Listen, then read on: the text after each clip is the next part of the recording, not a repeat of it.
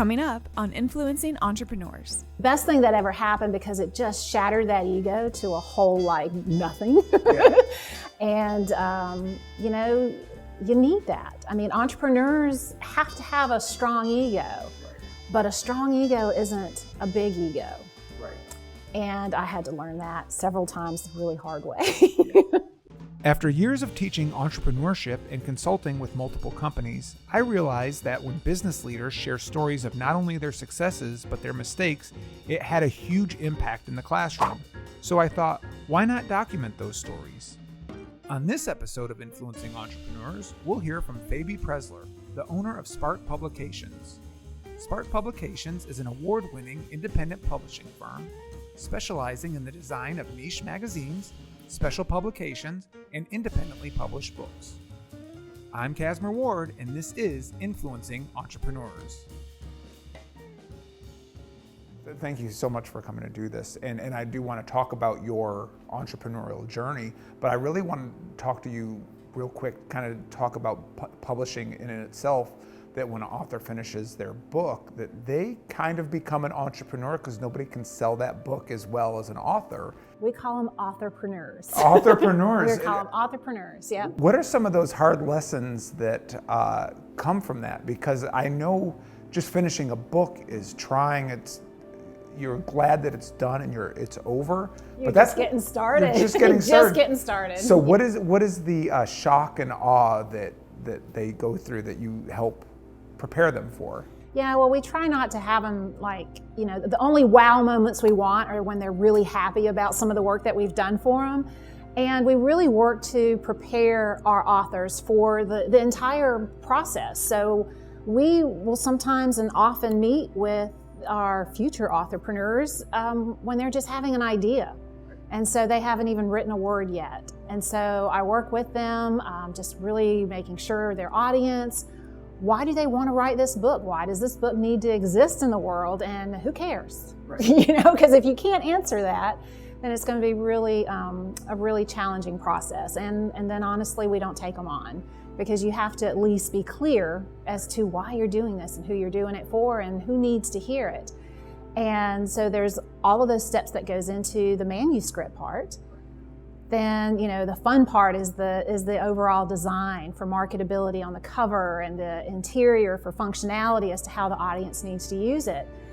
And really, that can be a long process. We make it as compact and compressed as the author needs it to be or wants it to be.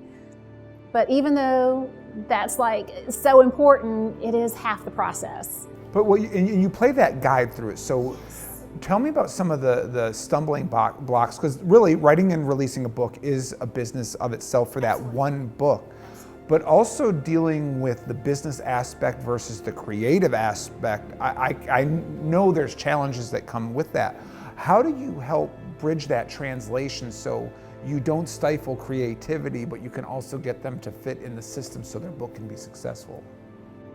Everything's done in phases, and we really ask them just to focus on a certain phase at a time. So if you're writing your book, we'll interject when it's time to actually start thinking about where that audience fits into it. And then the same thing, it's then it comes time for creativity, then that means that the manuscript is complete. So get past that. Now we're into design mode. So let's really work on the design. And then it's going to be the promotional, the marketing part, and the distribution. And, we work with them in every one of those phases. I want to get back to that piece, but let's talk a little bit about how this came for you. How many books did you write before you decided I'll just be the publisher? Oh, zero. No. Zero books. Zero, no. So how did you get into publishing? I came into this entire process as a graphic designer. So, I actually, when I moved to Charlotte at 17, then I, went to Central Piedmont Community College to be a graphic designer. By the way, I moved here by myself with no money, no family support, and I didn't know anybody. I didn't even have a car, right? What causes that? Oh, how far back? Did I run from the law? Yeah. No. Okay. I guess I was running from a life that didn't feel like it was going to be the life I wanted. And I gotta ask, what is that life? Is this small town living? Is it? It's small town living. So my parents are I'm first generation American. So my French parents moved actually to Canada, then to the Bahamas, and then we moved up through the South and finally landed a little self-sufficient farm in Pillion, South Carolina. And my dad, very creative, my mom, very creative. My dad's a chef, so studied in Paris, learned in Paris, and figured that he would start a restaurant in Columbia, South Carolina, which is fantastic. Entrepreneurship, yay, but not always entrepreneurship from just a passion, right? You have to have a core base of knowledge on how to run a business, which he did not.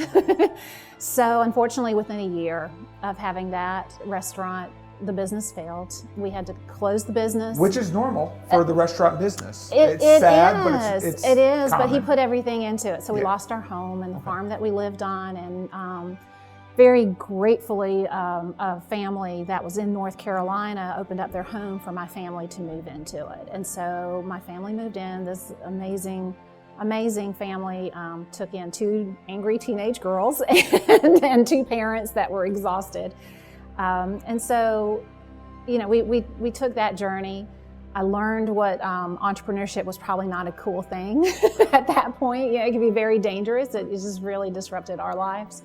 But that's what I wanted to no longer be enveloped in. So I went to high school, graduated at 17, and then that's when, as soon as I graduated, I left home and moved to Charlotte. So we escaped the small town life, we escaped the entrepreneur, and really where we're at now is we all repeat the sins of our parents. Pretty much. Exactly. And then I realized that he had repeated the sins of his grandfather. And so my great-grandfather was an entrepreneur in France, and that was a bank in the 1920s. So anyway. Banking in the 1920s. Yes. What a great time. No, it was not. It was not. So anyway, that was my family history. So that is one of those things that, without even realizing, I didn't know the story of my great-grandfather till maybe 2 years ago when I was finishing up my last book. And so it was the fabulous F words of business ownership. So we learned a lot about ownership and business.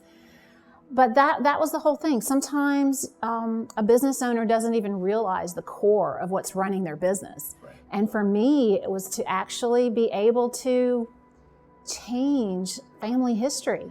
But that's where you're learning about it now. Right now, you're 17 years old. You come to Charlotte on your own at 17 years old. Yeah, I'm going to be a graphic designer.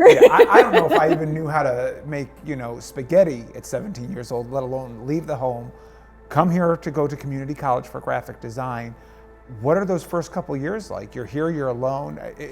And to us, Charlotte's the big city, but in comparative to a New York City or something, very small town. Well, I came from 98, in a graduating class, to 300 in the graduating class that I graduated into, a city, so 17-year-old, a gal with no world knowledge, besides survival. So strong survival. So I came in with that. Worked at Athens restaurant. Oh, of course. Yeah, a and also worked at it was Athens at the time. Right, no, but it was a landmark for I remember going there in high school. Yes, absolutely. So I worked 3 jobs, put myself through school, lived in a boarding house with 60 other women at the time. So, yay, you do what you got to do. And it really became a really good core for business ownership, because it was rely on yourself, look for those that can help in the best ways that they can around you, but don't count on it. And still. How were you able to take that away from a community college where so many universities miss out on that opportunity to teach that? You obviously saw what it would take from that piece to where a university would just say, now you have the skills to be a graphic designer, go do that. Sounds like you were set up for bigger success from your experience. I don't know how much I was set up for that. I had some good instructors, but the core of it is that there was nobody for me to rely on. And so you take those skills and you build on them, and you continue to make things happen from that. So I think my entire life I've been building and rebuilding foundations. And I had to survive, and in order to do that, I had to have some kind of education. I knew how to be a waitress. That was awesome, but it just wasn't going to take me where I wanted to go. What's your first job after finishing at CPCC in graphic design? Well, I wasn't even finished yet, and I saw an art director's position on campus, and I thought, how cool would that be? And that's what I want to be. And then I knew that she was getting ready to leave, so I actually petitioned my instructors and everybody that I knew at the community college to vouch for me, and I actually landed that position. So my very first position was an art director with 2 employees that were students. So you literally get away from the entrepreneurial world. You're an employee. You got a steady paycheck. How long does that last before you're like, I can't be confined by this type of system? It was about 2.5, 3 years. And I went to work I was recruited at the Charlotte Observer, worked in their creative department. Unfortunately, on my job interview, I ended up seeing this blue-eyed man who just shot lightning bolts from the top of my head to the bottom of my toes. And long story short, but not so long, it's, 6 months later, we're married. And we've been married for 34 years. Wow, congratulations. But we started our family very early. And so I had my daughter and decided I wasn't going back to work at that point. And so I started my first business there, which was Preslar Design. And then it merged into another company, which was a printer. And so we became a publishing company that actually... And you're doing this while you can spend time with your family. You've Yes. decided to not be an employee, and the kids now call it a side hustle. You're kind of setting something up early on just to... I needed a paycheck. Exactly. And I had to use what I knew, Right. which was graphic design, and I had to build it in order to get the paycheck that I needed.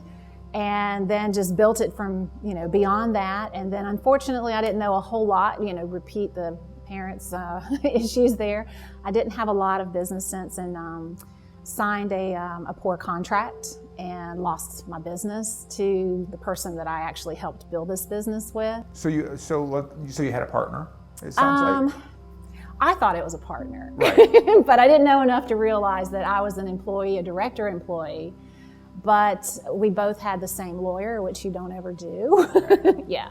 So I learned a lot of really hard lessons at that point, which have served me greatly after that. So that was the first business for 6 years. So you go into business, it goes out, it doesn't work out. The business works out. I was let go. Right. So your story ends there. It was all downhill from there. It's Never, over. Never. What happens next? No. I'm a survivor, right? Yeah. No, from there, I needed to recharge and to grow up and to learn some things. So I went and worked at a couple corporate departments, and then I was recruited for another small business to be their general manager. And again, so now you end up an employee again. How does that feel after being part of a small company? I was wounded. It took me a while. It was like the best thing that ever happened, because it just shattered that ego to a whole like nothing. Yeah. And you need that. I mean, entrepreneurs have to have a strong ego. But a strong ego isn't a big ego. Right. And I had to learn that several times the really hard way. Corporations or the wrong cultures could definitely do that. So you saw from that, and you ended up going to a much smaller company that probably gave you some flexibility, right? Yeah, well, not so much. But it taught me a lot about the customer service part, about running the business, and a lot of core skills that I still needed. And then it was just like, I realized that, my gosh, everyone is spending more time with my husband and my daughter than I am. And so it was just time to make another move. And this was in the graphic design space, correct? I'm not running somebody else's, it was pre-press. So Okay. It was a technical position. Okay. But yeah, so, I worked at corporate and as a creative director and running, $50 million departments and doing all this great stuff. It always had a string in the graphic design and publishing end of it. And so I just ended up having a lot of beautiful dots to connect, and then a family that I had that I just adored that I never spent any time with. And so, not advisable to just quit cold turkey and start a business, but I did. And If you didn't, how else would it have gotten started? Planning, actually building it up, doing the high side hustle thing to get it started would have been probably the more sane thing to do. So it took a little bit longer. But you know what? It became exactly what it needed to be. Yeah. So I had the freedom, I had the creativity, I had a platform to learn and to serve. And what was that platform? That platform was growing Spark Publications and being able to serve clients creatively, to realize that we could be a small part of big projects and then later a bigger part of big projects. Yeah. So now you're working with authors. Now you've got to go search for authors. Mm-hmm. Oh, We've never had a salesperson. really? So how do people find Sparks Publications? Spark Publications is listed in all the projects that we do. So it's listed as the publisher in the books. It's listed as the creative firm in the magazines that we produce. And we also submit for awards because we're really proud of our client work and we like to celebrate our clients. We're called the Sparklers and we like to, sparkle and shine with those clients. So our clients find us when they're shopping, at awards, large national award competitions. And, we've landed our 2 largest clients by winning a gold award at one of the largest magazine competitions in the country and also internationally. And so when you win a gold award, then people come shopping right. And then they issue the RFPs. And so we've gotten them that way. And then for the authors, they call us or I do some free workshops and we meet them there. But yeah, no salespeople. Wow, and that's amazing because, the lifeblood is sales. It can be exhausting. The lifeblood is business development and attracting clients. Right. And that we do. We attract the clients. And what would you say is the biggest thing that attracts it, those awards?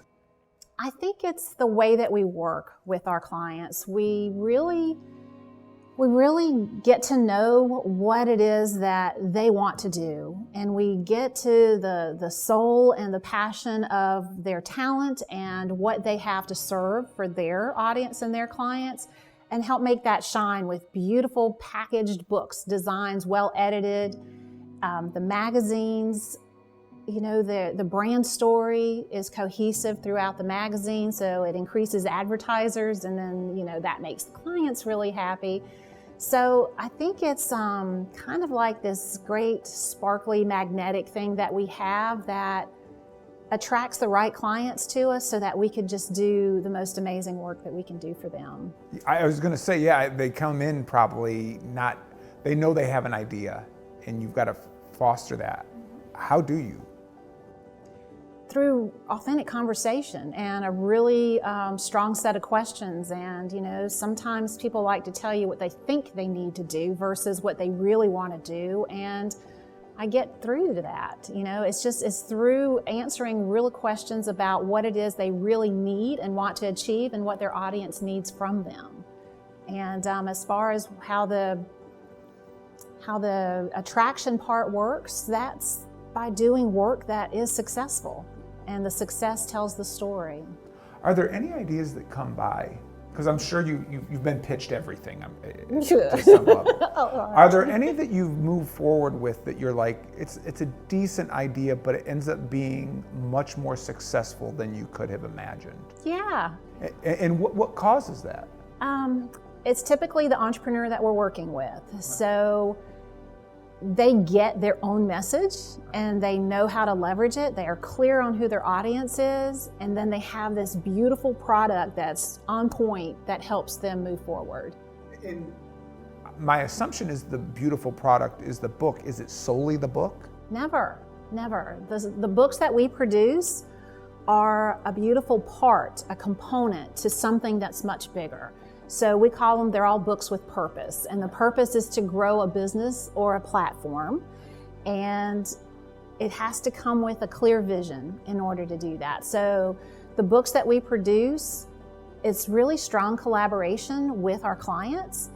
And that's what makes that process successful. It's not what we think they need. It's what we hear that they need to achieve and can achieve. And then we bring in our expertise along with their expertise, and it's just beautiful collaboration.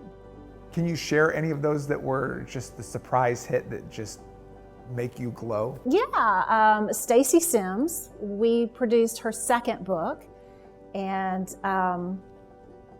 in that process, we realized that, you know, she's a quirky, fabulous person, and she's really working to educate the diabetes community. And in that process, she really put her soul into it and then just took that book and just ran with it. And so she's got a podcast that's hit over 1 million downloads. You know, her book has really helped her get some amazing, you know, stage time, stage presence, even during the shutdowns. She's really done a great job. She sold more books than she thought she would, and she's on track to double that already this year. How about those that you thought were sure to be home runs that just fell short for some reason? If you want to share, I won't tell you which Okay. ones, but and honestly, I try not to go in being sure about it, because you never know. It's no different than business ownership. It's what passion and resources will our client, will the business owner put into the books. We've had some that, sure, it should be a home run, and then at the end of the process, the client says, you know, I really don't want to put time into marketing or selling this. And it's like, well, it's just like launching a business and going, you know, I'm gonna let somebody else sell this, and if it works out, and you're like, no, you have to put time into it. So I want to talk about marketing before we move into COVID real quick, but the marketing of the book, we all want to think, oh, it's just ads, but where's a really good time for authors to spend marketing their book? Like where do they see the biggest return? the biggest return is being in front of their direct market. So whether that's through speaking, whether that's through their workshops, whether that is, we have some clients that don't even sell their books. We have clients that incorporate their books as part of their workshops. We have some clients that, we have a great lawyer who produced their book, and it's a beautiful book. She got it traditionally printed, 2-color inside, and her thought is that she will never sell them. She sends them to prospective clients. She hands them to new clients. And, her credibility factor has just really, really increased through that. Moving from building that credibility as an author, we go into COVID. So I have kind of preconceived notions that when COVID started and we were all trapped in our homes, we all thought, I'm gonna write, everybody said, I'm gonna learn a new trade, I'm gonna learn how to cook and bake bread, or finally write a book. Being a publisher, one would think that would be great. What type of behavior did you see from up and coming authors during this time? Was there a change at all? There was a change, and we thought, oh my gosh, we're just gonna have to step back. We're gonna retool some of the company and do that because, we expected it to be much slower. It was not. I mean, within the first 2 months, we landed 9 new authors, and keep in mind, we only take on 20 authors a year.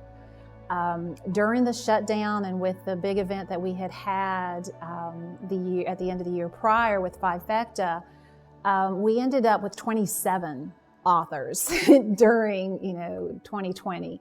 We did not publish all of those. We published 20 of them, and the rest of them we're working on now to finish those up. But the behavior that had changed is it wasn't the entrepreneurs whose businesses were not doing well that came to us. It was the entrepreneurs, the business owners whose businesses were doing great. And they came to us because they knew things were going to change. And they got themselves ready for this next wave of what business is going to look like, what's going to be the new business normal. And they have positioned themselves to be super strong, to be, in front of their audiences, to be the experts in their field. Were they going at it from a looking forward, or because we've all heard a million COVID stories, like this is what I learned during COVID, and we're to a point where we're kind of tired of those stories. Were these people that saw past COVID from day one? Yes. These are true entrepreneurs. They're true business owners, and seeing that things are not good now. They're hard now. All of their businesses were still very viable and profitable, Everybody was working 2 to 3 times harder. That's the success story of, triple your hours in order to stay where we were in 2019. But yeah, they're visionaries. They see things ahead of time, and they're, preparing their businesses and being even stronger with a great tool that's going to help, expand their audience, their market, and further credibility for their audience. Yeah. When do you realize that you're now committing the sins of your parents and going down the same road you look to avoid? That was probably 9 years into Spark Publications, when I needed to completely turn over my staff, and I had zero in my zero checking totals there. I mean, there was no money.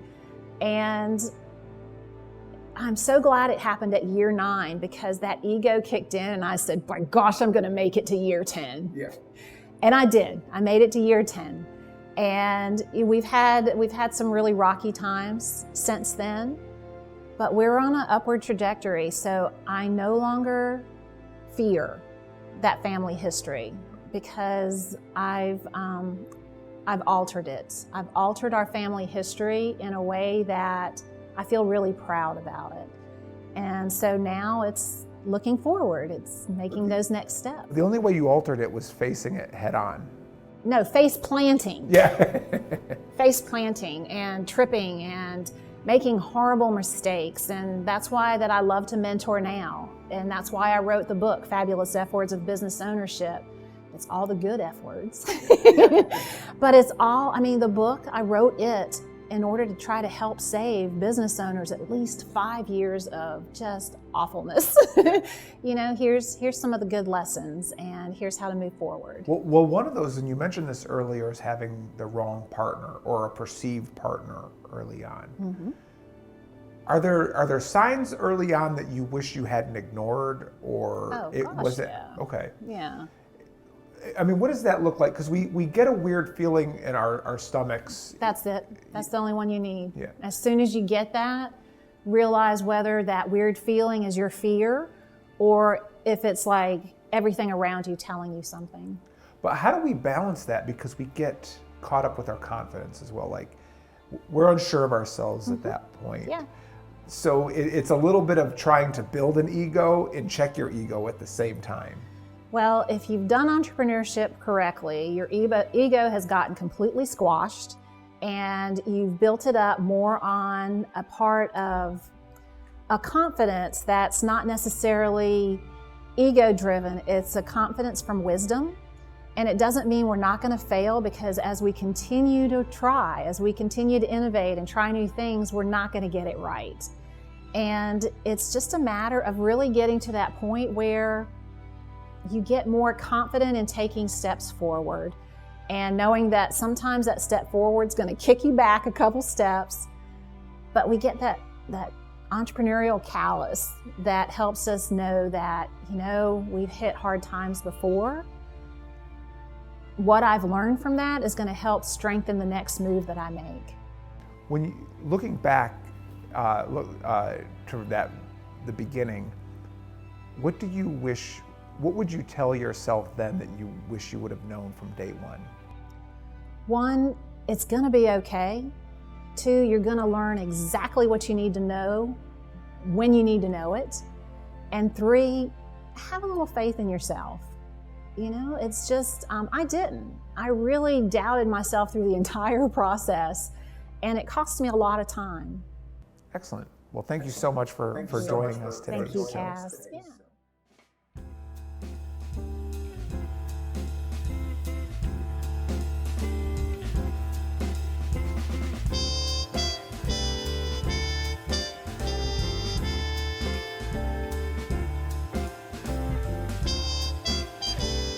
Thanks for watching. Make sure to subscribe to our YouTube channel at youtube.com/nexagyeducation, or visit chasmaward.com to catch up on previous episodes. And be sure to be on the lookout for our next episode featuring Meredith Connolly. Meredith is a local artist who illuminates her illustrations and adds interactive elements to her work to further connect and submerge viewers into her glowing environment.